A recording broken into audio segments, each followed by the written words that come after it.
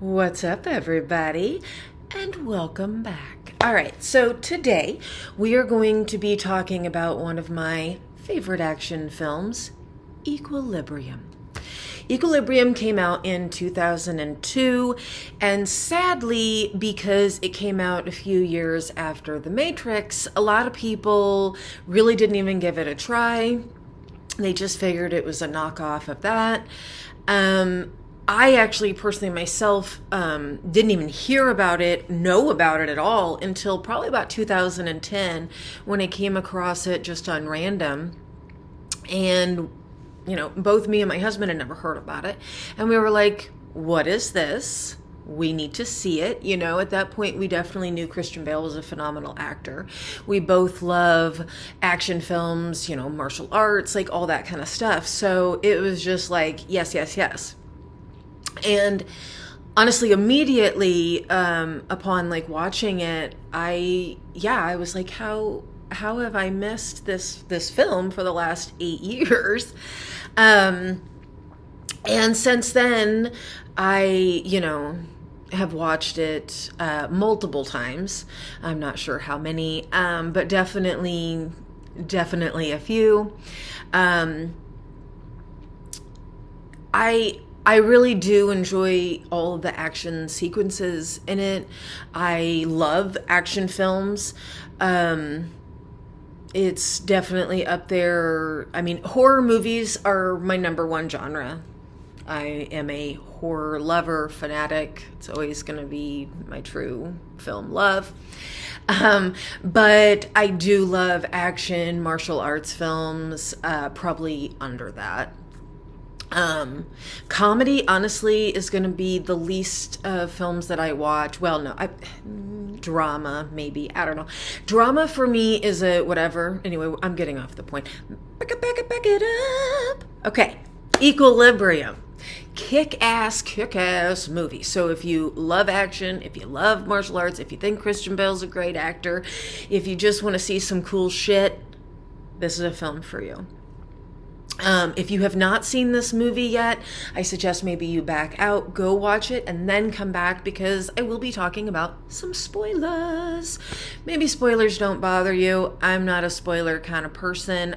I want to watch it and see it unfold myself. If you have seen it, I would love to hear your thoughts. And all right, so let's get going. So the movie follows John Preston, which is Christian Bale's character. And the movie takes place more in the future where the government has decided that having feelings is what causes war and murder and all of the anything negative in the world. So everyone is forced to take these injections basically every day that keeps that away. They have no feelings whatsoever. Not love, there is no feelings. They just exist to continue to exist. And so the film starts off with John Preston obviously not feeling. He is like the number one kick-ass guy to go in.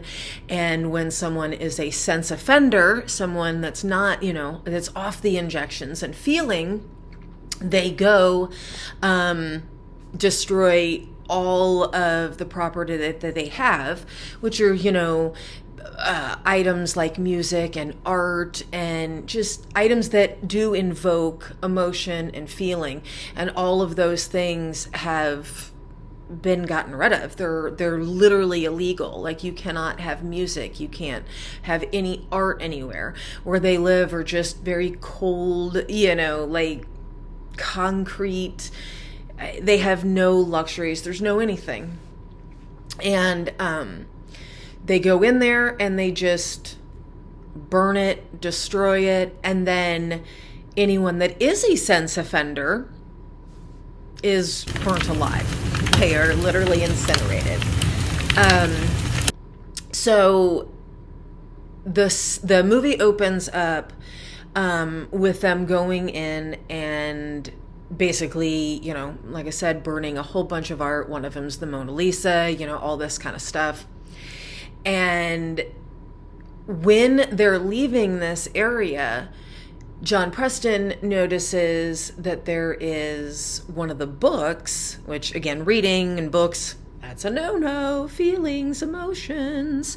One of the books from inside the sense offender's place is in his partner, which is played by Sean Bean. So I think we all know where this is going, even if you haven't seen this film. Okay. He notices that is in his pocket, and he questions him about it. He's like, what's with the book? Why didn't you give that to processing? And he just makes some kind of comment about, how he just wanted to make sure that it got there himself. And obviously that seems kind of odd. So the next part is John Preston going and checking in and noticing that book was never checked in. It never got brought in, that kind of thing. And the next scene is when we, of course, lose our Sean Bean. He is not in this film very long. So the next scene is John Preston walking in, and there's his partner sitting at a bench reading the poetry book that he took from the place. And obviously, he gets shot in the face. But things do start to kind of, at this point, John is starting to kind of question things. He is starting to wonder about some things. And right after that, he starts talking to a woman that's named Mary, who is the next place that is a sense offender, oh my. And they go to her place, they knock the walls down, they destroy everything. And of course, she's brought in for processing, which is, AKA getting burned up. And, just talking to her, because she's questioning. She's like, what do you even live for? What do you live for if there's no feelings, if there's no anything, then what is even the point?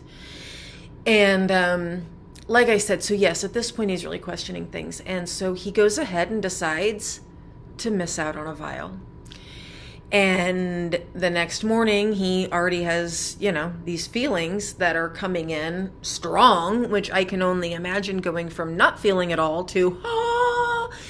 And so they're coming on strong, and he goes into one of the sense offenders areas at one point, and it is just full of, music and art, and there's snow globes and, all that kind of stuff. And he puts on an opera record, and it plays, obviously, and it's just all these beautiful, strings and amazing stuff, which clearly, touches him, because he's like, what is this that I have never felt? And so, yeah, he's now done taking that, talking to Mary. He obviously knows that she is part of what is called the Resistance. And the Resistance is clearly a ton of people that want to feel. They are not on this. They're living in hiding, because clearly they will die if they're found out, and they want to bring the government down and stop this weird, not cool shit, So John Preston ends up getting in with them and talking with them, and they have a plan. And basically, I don't know why I keep doing that now. John Preston, Christian Bale's character, just needs to get in and get a meeting with who's called Father, okay? And Father is the guy that you'll see on the big screens talking, but you never see him in person or anything. And so everybody just believes, that Father is still in existence. Okay, spoiler alert, that motherfucker is dead and has been dead for a long time, and they just pretend and, have other people take over. But anyway, he thinks he needs to get this meeting with Father, and if he can get in there and take Father down and take all this, then all the people on the ground at that point will be able to come in and take over everything else. And along the way, there's a raid where he tries to save a group of people because obviously he is now feeling. He does not want to kill innocent people, especially, brutally when they've done nothing wrong, literally at all. Sadly, does not work out. However, what does kind of happen in that transaction is that Taye Diggs, who is in this, who is also a cleric, who I cannot stand, and he has a smirk in this film that every single time I see it, I want to punch his face. He obviously is very convinced that Christian Bale's character is the guy who is trying to dismantle everything. So at that point, he ends up getting guns switched, and Christian Bale ends up giving him his gun. So later on in the film, when he arrests him and brings him in to the main guy and is like, oh, he's the guy, da da da da da da da da, Christian Bale's character is immediately like, why don't you check the gun? And you can obviously trace it, and you see that it's, Taye Diggs' character's gun that did the killing. So that works out in his favor at that moment, and he is allowed to get back out there. But that does tell them at that point that they really need to start kind of hustling ass and make it happen. So he also at this time, because at that moment when he's in there, when he's been arrested and being claimed as being the one who is trying to dismantle everything, the main guy says, hey, I hope you don't mind that we've sent people to go and check out your house, which of course he keeps it cool, and he's like, no. But he has been hiding his injections, his, things, his capsules in like a thing behind his mirror. His mirror comes out like in the bathroom, and he has like an area in there, and he's been keeping all of them in there. And so, of course, he runs home. His two kids are, of course, going to be there. He runs home like a mad person. He gets inside. And, of course, acts like a total cool, like, he runs. He gets to his house, and then he's, back to, I'm John Preston, I'm badass. But he gets into the bathroom, and he opens it, and they're gone. And he's like, what the fuck? And that's when his son comes in. He has two kids. His son is a little older than the daughter. He was married. Sorry, I should have probably said this. Let's back a track real quick. So you do find out that, obviously, he has two kids, like I said, son and daughter. And you find out that his wife was a sex offender. And they come into the house and literally grab her. And like I said, at that time, Preston is not having any feelings whatsoever. So not only does he just let them take her when he finds out that she's a sex offender, he is literally there standing when she's incinerated. So obviously that's something too. When his feelings, when these emotions start coming, he obviously remembers everything that he was a part of, and that it's a lot for him to handle, like it would be for anybody. All right. So anyway, so now, so he takes that off. He sees that. So then he's freaking out. His son is right behind him, and his son opens up his hand and has all the vials. And he's like, you need to be more careful with these, Dad. And, he's like, wait a minute. And that's when he finds out that his son had actually quit taking them when his mother had died, and was not also giving them to his sister. And that's why if you're watching the film, kind of in the beginning, sometimes you're kind of like, this kid's an asshole to his sister. But really, when you get to this point, you realize that it's any time that she starts showing emotion or anything like that, and he starts getting afraid that, she's going to be incinerated like their mother, that's when he'll kind of step in and be like, girl, And so, yes, Preston finds out that his kids are also that way. So anyway, he ends up getting the meeting with Father, or at least he thinks he does. And he shows up all in his slick white suit and special sword. And they tell him that he has to do this lie detector test, whatever. And he's doing fine on it. But that's when the main, guy that, you know, you see kind of throughout the film, the dude Underfather, comes on this big TV screen and he's like, psych, bitch, guess what? Father's dead, has been dead. I'm just in charge, you know, whatever. Now you're gonna die. At which point, that's when Preston just is like, and he's still hooked up to the lie detector of this test. And, you know, his heart, it's like, ah, and then it just goes, I got nothing no more. I've shut off my emotions, and now I'm coming for you, which is exactly what he says. He does that. He gets up. He kills everybody that's in that room with them. He looks right at dude, and he's like, I'm coming for you. At which point, there is some of the coolest fight and battle scenes in this film. He takes out a massive hallway of people right before he gets to the room with the main bad guy that also has our smirking Taye Diggs. And so he takes out all of those people in a badass fashion.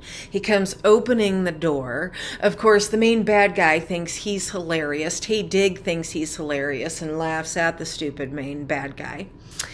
And then there's like 6 guys that come out thinking they're going to do something. Obviously, they get killed immediately. John Preston, come on, like, stop at this point, you know? Hello, he's killed so many people. Like, there was just 30 dudes out in the hallway, and he took them out. But yeah, you 6, okay? So he takes them out, and then here we go, Taye Diggs. He talks more shit about how he's going to be here for a long, long time. Okay, he never even gets one hit. John Preston does 3 swipes with his sword. Taye Diggs' character falls down to his knees, turns his head, his face just falls off this much. It's amazing. I love that scene. At which point, that's when the gun kata comes in, the fighting style that was created just for this movie, which I think is pretty fucking cool. And it was actually created by a fight choreographer, someone that does know what they're doing. It's not just some, you know, it is really cool to watch. And of course, Christian Bale, like he does with any film, took the, you know, practice very serious. So that's when this gun kata battle comes in between Christian Bale and the main bad guy.